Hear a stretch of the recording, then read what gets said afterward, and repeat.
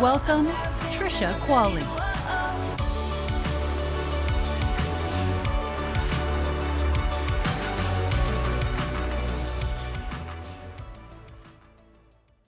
I have identified as a runner since I was a young girl. When I was 8 years old, my dad entered me into a local junior Olympics race because he had looked at the previous year's results and noticed there were only a few girls around my age that had run. So he thought I had a pretty good chance at winning a medal. I trained for the 800 meters, 2 big laps around the track. And sure enough, when I got to race day, there were only 3 of us. And I won.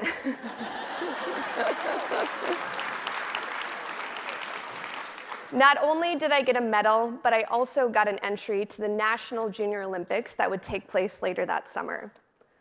My family and I made the trip to Des Moines, Iowa, Drake University, if you know it. They have a beautiful stadium. And I remember entering into the track and looking all around and seeing more people than I ever had. I was 8, after all. But the competition at the national level was a lot stronger than at the local level. And for better or worse, I ended up in very last place this time. But it inspired my love for running, and I went on to run track and cross country. And when I was 15, I first thought about running a marathon.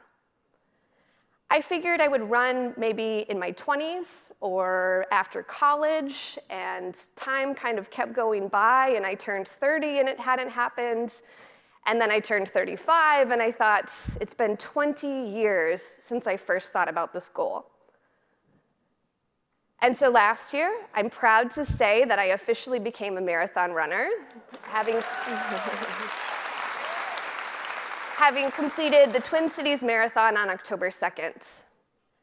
A lot of people talk about marathon running, and so much of it is the months that go into training before you actually get to the race. And it was during that preparation that I learned a ton of lessons that I realized were also applying to my business life. And I'm excited to share some of those lessons with you today. The first was to have a plan, which I'm sure all of us understand the importance of, but also to adapt. And adapting was different for me. This is a screenshot of some of the runs that I did along the way. I had 6 months of different runs at different speeds and distances to get through. And for the first 4 months, I didn't miss a single run. I was almost afraid that if I missed one, I would stop or abandon the plan and not keep going. Maybe some of us can relate to that. But at some point, I ended up with a cold, and I was so sick that maybe I could have gotten out of bed, but I definitely could not make it through 6 miles that afternoon. And then I took a vacation, and I was supposed to run 4 runs, but I only made it through 3. I had a really stressful week at work, and the 15 miles that was on my calendar, 7 worked out, but not all 15. And I realized that I kept going, and as I talked to other more experienced marathon runners, they first thought it was a little weird that I didn't get that memo ahead of time, that it's okay to miss and to adapt and to change. And they also said that, of course, that's a part of the process. And I think about that in terms of our business plans that we set at the beginning of the year. Increase AUM by 30%, get more client referrals than ever before. These goals that we somewhat arbitrarily set in January. And then life often happens, things happen. And if you have the tendency to feel bad about that or think that you're not making it through your plan, I think instead we should be happy that we're able to adapt. Because if we plan to adapt, then we can see those things through, just like I saw my overall training plan through.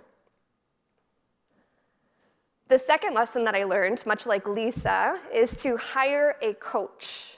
And I think this is so important, so important. And something I knew actually from my business life. I've always worked with business coaches, but I hadn't worked with an athletic coach since I was a kid, honestly. This is my coach, Kim.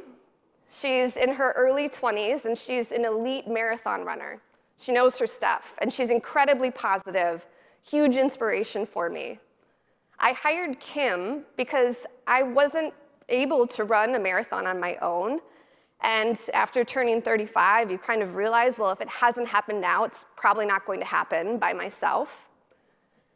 And so Kim helped me. She helped me with Pilates and flexibility, strength training that complemented my cardio workouts, nutrition advice, because when you're running long distances, you actually need to fuel and eat during running, which I had no idea before and certainly hadn't done on my own. And while I had smaller goals with running that I was able to accomplish in my 20s and my 30s, my coach Kim helped me accomplish this big goal. And for our business plans, I'm sure we all have small goals that were easy to accomplish on our own. And maybe you're thinking now, I don't necessarily need a business coach, or personally, maybe you're thinking about a personal goal. I don't necessarily need a personal coach. And I would ask you, maybe your goals aren't big enough, or they aren't hard enough.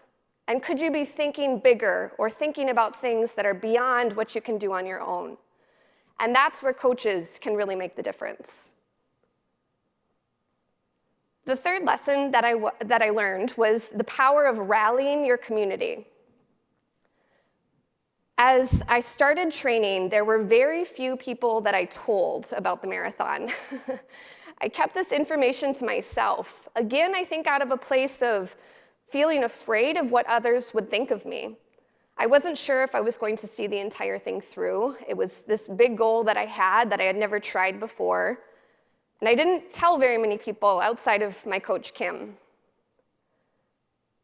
Once I did tell a few close individuals, I realized that they were excited for me.